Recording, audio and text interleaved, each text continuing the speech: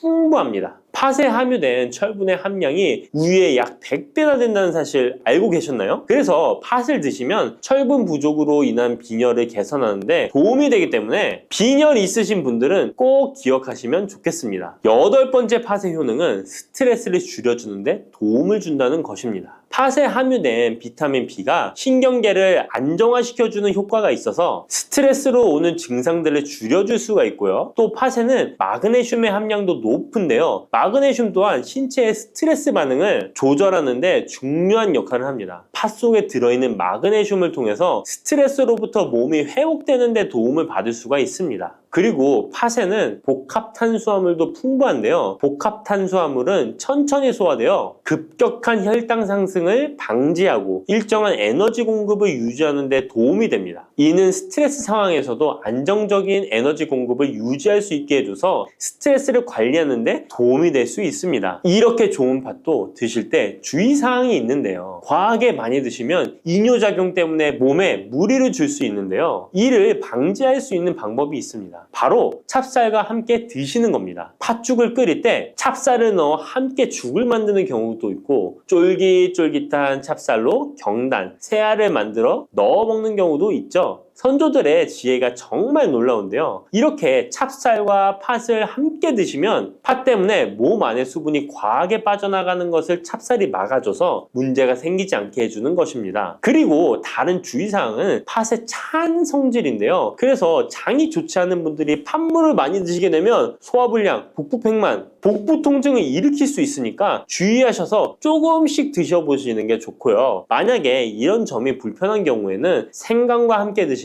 그 불편함을 줄일 수가 있습니다. 생강의 따뜻한 기운이 팥의 차가운 기운을 중화시켜줘서 장에 무리를 덜 주게 되고요. 그리고 팥에는 항암 효과가 뛰어난 안토시아닌이 풍부한데, 생강에도 생강의 매운맛을 내는 진저롤과 쇼가올 성분이 몸속의 발암물질을 제거해주는 효과가 있어서 함께 드시면 상승 효과를 볼 수가 있습니다. 그리고 이때 생강을 쪄서 말려서 드시면 이런 효과가 약 10배 정도 증가된다고 하니까 꼭 기억하시면 좋겠습니다. 혈관을 깨끗하게 하고 당뇨를 예방하려면 땅콩을 이렇게 드셔야 합니다. 여러분, 땅콩 좋아하시는 분 있으신가요? 저는 땅콩과 건어물을 안주로 참 좋아하는데요. 이런 맛있는 땅콩이 건강에 좋은 효능들이 많다는 것 혹시 아시나요? 심심풀이 땅콩이라는 말이 있을 정도로 땅콩은 우리에게 매우 친숙한 음식인데요. 하지만 땅콩의 그 놀라운 효능을 제대로 아는 분은 많이 없을 거예요. 땅콩이 얼마나 우리 몸에 좋은 영향을 미치는지, 그리고 어떻게 섭취하면 더 좋은 효과를 볼 수 있는지 땅콩에 대해서 자세히 알아보겠습니다. 어렸을 적에 키가 작은 친구를 땅콩 같다고 놀리지 않으셨나요?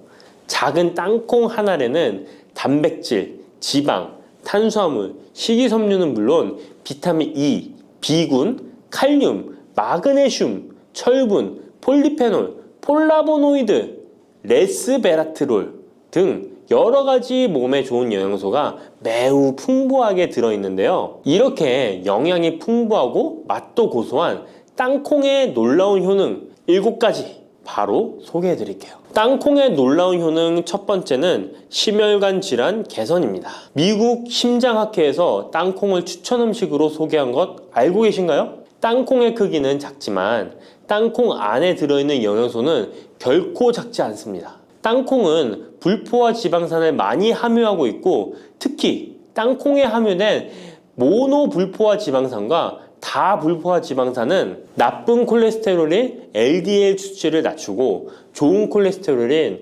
HDL을 높이는 데 도움이 됩니다. 또한 땅콩에 함유된 단일 불포화 지방산은 혈중 콜레스테롤 수치를 낮추는 데 도움을 주는데요. 혈중 콜레스테롤이 낮아져 심장 건강을 지키는데 매우 좋은 작용을 하는 것이죠. 또한 땅콩은 불포화 지방산이 풍부하고 비타민 E가 풍부하게 들어있어 심혈관 건강에 도움을 주고 혈관을 보호하며 혈액순환과 동맥경화증을 예방하고 심장 질환의 위험을 줄여줍니다. 또한 땅콩은 마그네슘, 칼륨, 식이섬유와 같은 심혈관 건강에 중요한 영양소를 함유하고 있어 혈압을 조절하고 혈관을 건강하게 유지하는 데 도움을 준다는 것 꼭 기억해 주세요. 땅콩의 놀라운 효능 두 번째는 뇌 건강에 도움을 주는 것입니다. 땅콩에는 레시틴과 비타민 E가 들어있는데요.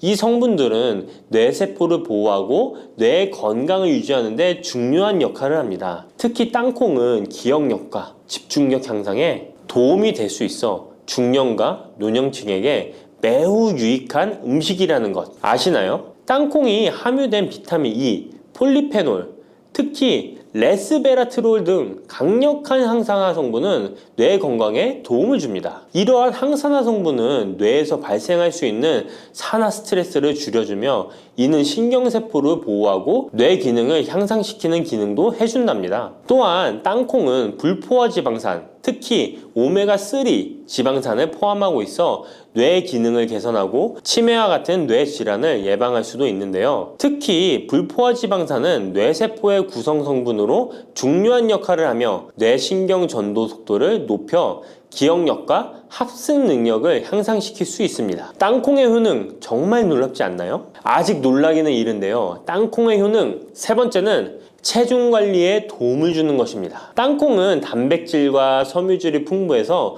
조금만 먹어도 포만감을 오래 유지시켜주는데요. 그래서 과식을 예방하고 체중을 관리하는 데 도움을 줄 수 있죠. 그냥 땅콩도 좋지만 땅콩을 갈아 만든 땅콩 버터도 포만감을 오래 유지시켜줘서 과식을 방지하는 데 효과적입니다. 또한 단백질과 지방산이 풍부해서 에너지를 공급하고 건강한 체중 관리를 돕습니다. 하지만 모든 음식은 과유불급, 작지만 영양이 풍부한 땅콩은 고칼로리 식품이기 때문에 하루에 10알에서 20알 정도 적당량을 섭취하는 것이 중요하다는 것 꼭 기억해 주세요. 땅콩의 놀라운 효능 네 번째는 바로 당뇨 관리 효능입니다. 땅콩이 당뇨에 효능이 있다니 신기하죠? 땅콩에는 불포화 지방산이 많이 함유되어 있고 혈당 수치가 낮아서 혈당을 천천히 올리는 효과가 있는데요. 그래서 당뇨병 환자들에게도 좋은 간식으로 평가되고 있습니다. 또한 땅콩에 포함된 섬유질과 단백질이 혈당을 안정적으로 유지하는 데 도움을 주는데요. 땅콩에 포함된 식이섬유 또한 혈당의 흡수를 늦추고 혈당 수치를 안정적으로 유지하는 데 도움을 준다는 것입니다. 뿐만 아니라 땅콩의 마그네슘과 비타민 B9는 인슐린 감수성을 향상시키는데 도움을 주고, 이로 인해 땅콩은 당뇨병 예방 및 혈당 관리에 탁월한 식품으로 평가되고 있죠. 땅콩의 효능 정말 놀랍지 않나요? 아직 안 끝났습니다. 땅콩의 효능 5번째는 피부 건강에 도움을 주는 것입니다. 땅콩에 들어있는 비타민 E와 항산화 물질이 피부를 건강하게 유지하는 데 좋은 영향을 주는데요. 땅콩에 들어있는 비타민 E는 강력한 항산화제로 피부 세포를 자유 라디칼로부터 보호하고 피부 노화를 지연시키는 데 좋은 영향을 줍니다. 이 성분은 피부의 탄력을 유지하고 주름을 예방하는 데 효과적이며 피부 노화를 방지하고 염증을 줄이며 피부를 매끄럽고 촉촉하게 만들어줍니다. 그래서 땅콩은 아름다운 피부를 위한 좋은 식품이죠. 그리고 땅콩에 포함된 불포화 지방산, 특히 올레산과 리놀렌산은 피부의 수분 유지를 도와 피부가 건조해지지 않도록 하며 염증을 줄여 피부 트러블을 완화하는 데 도움을 줄 수 있습니다. 뿐만 아니라 땅콩에는 아연이 포함되어 있어 피부 회복에 중요한 역할을 합니다. 땅콩에 함유되어 있는 아연은 상처 치유를 돕고 여드름과 같은 피부 문제를 개선하는 데 놀라운 효능도 있습니다. 땅콩의 효능 6번째는 소화 건강에 도움을 주는 것입니다. 땅콩에는 식이섬유가 풍부해 소화 시스템에 좋은 영향을 주는데요. 식이섬유는 장의 움직임을 촉진시켜 변비를 예방하고 장내 유익한 미생물의 활동을 도와줘서 장 건강에 매우 좋은 환경을 만들어줍니다. 또한 땅콩에 포함된 불용성 섬유는 특히 장을 자극해 배변을 원활하게 하고 장의 건강을 유지하는 데 중요한 역할을 하는데요. 이 섬유는 장에서 물을 흡수하여 변을 부드럽게 만들어줍니다. 땅콩의 놀라운 효능 7번째는 좋은 단백질과 건강한 지방 섭취에 좋은 공급원입니다. 땅콩은 고기나 다른 동물성 단백질에 비해 지방이 적고 채식주의자나 비건이 단백질을 섭취할 때 아주 유용한 대체 식품이 될 수 있는데요. 100g의 땅콩은 약 25에서 30g의 단백질을 함유하고 있다는 것 아시나요? 우리가 흔히 좋은 단백질 공급 식품이라고 생각하는 닭가슴살의 단백질 함량이 100g당 30에서 35g이라는 걸 생각해보면 단백질 함량은 닭가슴살에 비해 살짝 낮지만 대신 건강한 불포화 지방산과 다른 다양한 영양소도 다량 함유되어 있어 단백질을 섭취하기에 충분히 좋은 식품이랍니다. 이렇게 건강에 놀라운 효능이 있는 땅콩, 아무렇게나 드시면 땅콩의 효능을 100% 섭취할 수 없다는 것 아시나요? 보통 땅콩을 어떻게 조리해서 드시나요? 구워서? 볶아서? 삶아서? 모두들 좋아하는 방법이 다르실 텐데요. 생땅콩을 먹는 것이 가장 좋다라고 들으신 분들도 있으실 거예요. 과연 땅콩을 가공하지 않고 생으로 먹는 것이 가장 좋은 방법일까요? 정답은 아니오입니다. 생땅콩에는 독성이 있을 수 있는 물질인 아플라톡신이 포함되어 있을 수 있기 때문에 이를 피하기 위해서는 반드시 충분히 익혀 먹어야 하는데요. 볶거나 구운 땅콩은 아플라톡신을 제거할 수 있어 안전하게 섭취할 수 있지만 그보다는 땅콩을 삶아서 먹는 것이 더 건강에 좋다는 것 알려드릴게요. 땅콩을 삶았을 때 더욱 건강에 좋은 이유 몇 가지가 있는데요. 바로 알려드릴게요. 첫 번째, 삶은 땅콩은 볶은 땅콩에 비해 항산화 성분이 더 많습니다. 볶을 때 일부 항산화 성분이 파괴될 수 있고, 또한 땅콩의 껍질에는 폴리페놀과 레스베라트롤이 풍부하게 함유되어 있기 때문에 땅콩을 볶은 뒤 버리는 껍질은 이런 몸에 유익한 성분들을 섭취할 수 없기 때문입니다. 두 번째, 삶은 땅콩은 과일산이 더 적고 식이섬유도 풍부한데 이로 인해 소화가 더 용이합니다. 세 번째, 삶은 땅콩은 아크릴아마이드라는 발암물질이 덜 생성됩니다. 아크릴아마이드는 고온에서 볶을 때 발생할 수 있는데 삶은 과정에서는 이 유해물질이 생성되지 않습니다. 이제는 건강을 위해 삶아 드셔야 한다는 것 아셨죠? 하지만 땅콩을 섭취하시기 번거롭거나 조금 더 쉽게 섭취하고 싶은 분들도 있으실 텐데요. 이런 분들은 땅콩 버터를 드시면 됩니다. 땅콩 버터는 땅콩에 버터를 넣은 거 아니야? 라고 생각하시는 분도 있으시죠? 그것은 아니고 땅콩을 계속해서 갈게 되면 크림과 같은 형태로 변하게 되는데 이게 마치 버터처럼 부드러워 땅콩버터라고 부르는 것입니다. 땅콩버터는 땅콩의 영양소를 그대로 담고 있어 섭취할 때 매우 편리한데요. 다만 가공된 버터에는 설탕이나 염분이 추가될 수 있기 때문에 첨가물이 없는 순수한 땅콩버터를 선택하는 게 좋겠죠? 땅콩버터는 샐러드 드레싱에 넣거나 통밀빵에 발라 먹으면 더욱 맛있고 건강하게 섭취할 수 있습니다. 맛도 좋고 건강에도 좋은 땅콩, 이렇게 좋은 땅콩도 섭취하실 때 몇 가지 주의할 점이 있다는 것 알고 계신가요? 땅콩을 섭취할 때 주의할 점들 알려드릴게요. 땅콩 섭취 시 유의할 점 첫 번째는 알레르기입니다. 땅콩 알레르기 있는 분은 절대 땅콩을 드시면 안 되는데요. 땅콩은 알레르기를 일으킬 수 있는 대표적인 식품이기 때문에 본인이 알레르기가 있는 걸 인지하시는 분이라면 절대 피하셔야 합니다. 땅콩 알레르기는 가벼우면 목, 혀의 가려움이나 발진 등이 일어날 수 있는데요. 만약 알레르기 증상의 정도가 심하다면 호흡곤란, 혈압저하, 아나필락시스 등 매우 심각한 반응을 일으킬 수 있으므로 알레르기 반응이 있다면 즉시 땅콩 섭취를 중단하시고 의사와 상담받는 것이 필요합니다. 또한 땅콩이 들어간 음식이 아니어도 전에 같은 조리기구를 사용해서 만든 요리도 땅콩의 성분이 남아있을 수 있어 알레르기가 있는 사람에게는 위험할 수가 있는데요. 알레르기가 있는 분은 꼭 땅콩이 들어갈 수 없는 환경에서 조리가 된 건지 확인하는 게 중요합니다. 땅콩을 섭취할 때 유의사항 두 번째는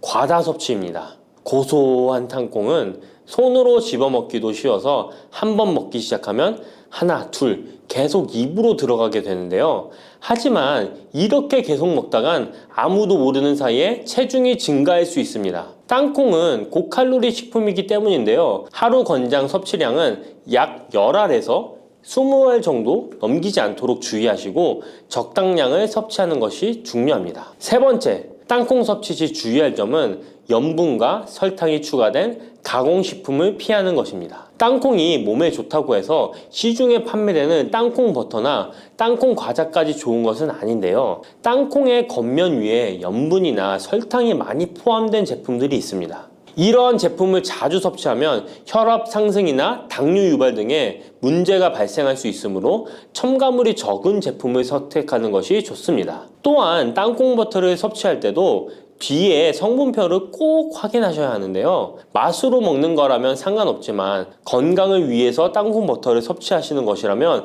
100% 땅콩으로만 만들어진 제품인지 살펴보시고 구매해야 합니다. 땅콩 섭취 시 유의할 점 네 번째는 보관이 잘 된 땅콩을 섭취해야 하는 것입니다. 땅콩이 건조된 식품이라고 생각해서 실온에 대충 보관해 놓진 않으셨나요? 땅콩은 고지방 식품으로 지방산이 많이 포함되어 있기 때문에 산패가 될 수 있는데요. 산패된 지방산은 인체에 유해한 물질인 과산화지질을 생성할 수 있으며 이는 세포와 조직에 손상을 일으킬 수 있습니다. 땅콩이 보관 상태가 부적절해지면 곰팡이가 자주 발생하는데 이 곰팡이는 아플라톡신이라는 독소를 생성할 수 있습니다. 아플라톡신은 강력한 발암 물질로 알려져 있으며 장기적으로 섭취할 경우 간에 손상을 주거나 간암을 일으킬 수 있는 위험한 물질이죠. 따라서 땅콩을 보관할 때는 통풍이 잘 되고 건조한 장소에 보관해야 하며 곰팡이가 발생한 땅콩은 절대 섭취해서는 안 됩니다. 단백질 폭탄으로 알려진 두부는 건강식으로 많이 드시는 대표적인 식재료입니다. 그런데 두부를 잘못 드시면 오히려 건강을 해칠 수 있다는 사실 알고 계신가요? 두부를 먹을 때 독이 되는 최악의 경우, 그리고 두부를 어떻게 먹어야 우리 몸에 보약이 될 수 있는지에 대해 알려드리겠습니다. 두부가 오히려 건강을 해치는 첫 번째는 바로 GMO 유전자 변이된 콩으로 만든 두부를 먹을 때입니다. 2018년 보도자료를 보면 수입콩을 사용해 만든 두부 7종류 중에서 6종류가 GMO 성분이 검출되어 파문이 일었던 적이 있습니다. GMO는 원래 생산성을 향상시켜 식량 부족 문제를 해결하고 비타민, 미네랄 등의 영양소를 강화하거나 질병 저항성을 높여 건강에 도움을 주기 위해 유전자를 변이하여 재배하는 것입니다. 또 제초제나 살충제의 사용량을 줄일 수 있어서 환경오염도 줄일 수 있는 장점이 있습니다. 하지만 이렇게 재배된 것을 섭취했을 때 건강에 대한 안정성 문제와 생태계 파괴 등의 논란은 끊이지 않고 있습니다. 우리나라에서는 GMO 재배를 법으로 금지하고 있으며 많은 나라들이 GMO의 수입과 생산을 규제하고 있습니다. GMO 식품을 꾸준히 섭취할 경우 건강에 문제가 생길 수 있는데요. 2년 동안 실험지 200마리에게 GMO 옥수수를 먹인 실험 결과 20%의 쥐에서 종양이 발생했고 종양의 크기도 컸는데요. 종양의 크기가 탁구공만큼 크게 자란 쥐도 발견됐는데 쥐 전체 몸무게의 4분의 1에 해당되는 무게였다고 합니다. GMO 표기가 의무이기 때문에 GMO 표기가 없는 식품을 사 먹으면 되지만 문제는 식품을 몇 차례 가공 과정을 거쳐 GMO의 DNA나 단백질이 남아있지 않은 식품은 GMO 표기를 하지 않아도 된다는 규정이 있기 때문에 소비자로서는 불안할 수밖에 없는데요. 따라서 두부를 구매하실 때 원료가 수입산이 아닌 국내산 콩으로 만든 두부를 사 드시길 바랍니다. 우리나라는 GMO 재배 자체가 금지이기 때문에 국내에서 재배된 식품은 안심하고 드셔도 됩니다. 두부가 건강을 해치는 두 번째는 바로 유부를 드시는 것입니다. 유부는 두부를 기름에 튀겨서 만드는 건데요. 유부를 먹는 방법에는 대표적으로 유부초밥이 있지만 이외에도 다양한 요리의 재료로 사용됩니다. 유부의 고소한 맛과 부드러운 식감 때문에 다양하게 사용되지만 건강에 해로울 수 있으니까 주의하셔야 됩니다. 두부를 기름에 튀겨 만든 유부는 칼로리가 높아질 뿐만 아니라 트랜스 지방이 생성됩니다. 트랜스 지방은 혈관 내 콜레스테롤을 증가시키고 심혈관 질환의 위험을 증가시킵니다. 이로 인해 대사증후군과 뇌 기능에도 영향을 미쳐 인지력, 학습 능력을 감소시키는 부작용을 일으킬 수 있습니다. 유부를 아예 드시지 말라는 게 아니라 맛이 좋고 간단하게 식사 대용으로 드실 수 있는 유부만 맛이 좋고 간단하게 식사 대용으로 드실 수 있는 유부지만 과하게 드시지 않고 적절히 드시면 좋겠죠? 세 번째, 두부를 드실 때 주의할 점은 시금치와 함께 드시면 안 된다는 것입니다. 시금치는 철분이 풍부하게 함유되어 있어 빈혈 예방에 효과적으로 알려져 있습니다. 또한 비타민 A, 루테인, 제아잔틴 등의 영양소가 풍부하여 눈 건강 증진에 탁월한 효능이 있고 마그네슘, 비타민 K 등이 풍부해서 뼈 건강 증진에 효과적인 것으로 알려져 있습니다. 그러나 문제는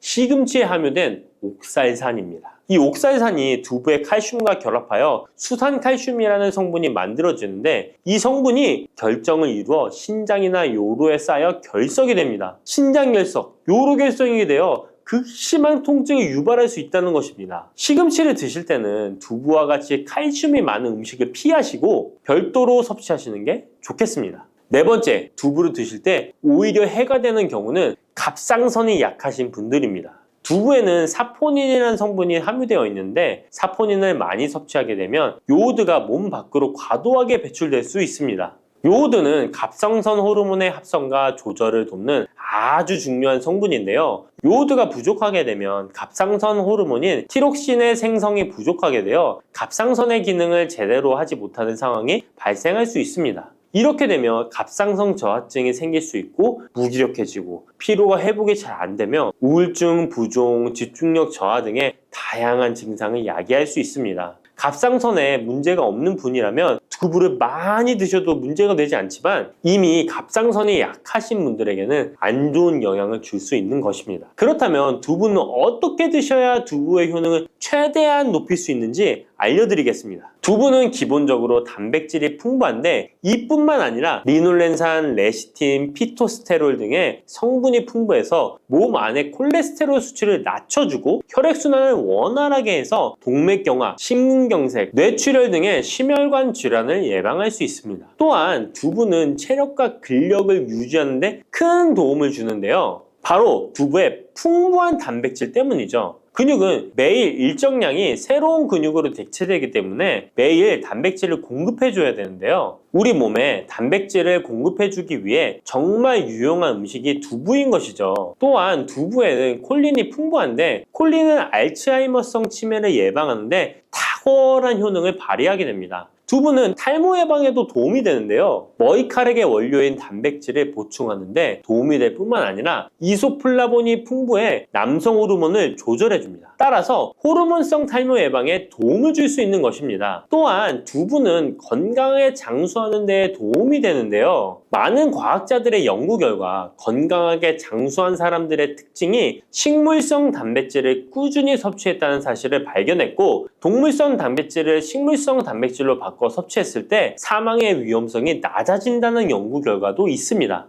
이러한 효능이 극대화가 되려면 소화 흡수가 잘 되어야겠죠. 두부 중 소화 흡수가 가장 잘 되는 것이 바로 순두부입니다. 순두부는 일반 두부와 마찬가지로 비질을 분리한 콩물에 응고력이 약한 응고제를 넣어 만든 것인데요. 그렇기에 훨씬 부드럽고 소화 흡수가 잘 되는 형태가 되는 것입니다. 하지만 단점은 일반 두부보다 단백질, 섬유질 등의 영양 성분의 함량이 떨어지는데요. 이런 단점을 보완하기 위해 계란과 함께 드시면 좋은 대안이 될 수 있어요. 순두부찌개에 계란이 들어가 있는 것이 맛뿐만 아니라 영양적으로도 찰떡궁합인 것이죠. 순두부와는 식감이 완전히 다른 쫄깃한 두부면이 요즘 인기가 높아지고 있는데요. 밀가루를 대체할 수 있는 다이어트 식품으로 많이 알려지고 있습니다. 다양한 면 요리에 사용되는데 단순히 두부를 면 모양으로 만든 것이 아니라 일반 두부보다 단백질의 함량이 2배 정도 높아서 건강에 더욱 좋은 식품입니다. 두부에서 수분을 빼고 응축시켜 만들기 때문에 같은 무게당 영양 성분의 함량이 높아지는 것입니다. 두부는 양배추와 함께 드시면 좋은데요. 두부는 단백질이 풍부하지만 비타민C와 섬유질이 부족한데 양배추와 함께 드시면 모든 영양소를 골고루 섭취할 수 있게 되는 것입니다. 또 귀리를 넣은 잡곡밥과 함께 드시면 좋은데요. 귀리에 풍부하게 함유된 식이섬유와 베타글루칸과 두부의 단백질, 칼슘을 충분히 섭취할 수 있는 것입니다. 두부는 그리고 미역과 김, 다시마와 같은 해조류와 함께 드시면 좋은데요. 이런 해조류와 함께 드시게 되면 두부의 단백질을 흡수하는데 극대화가 되고 두부의 사포닌으로 인한 요오드 배출을 해조류의 풍부한 요오드 성분이 상쇄시켜 줄 수 있는 것입니다.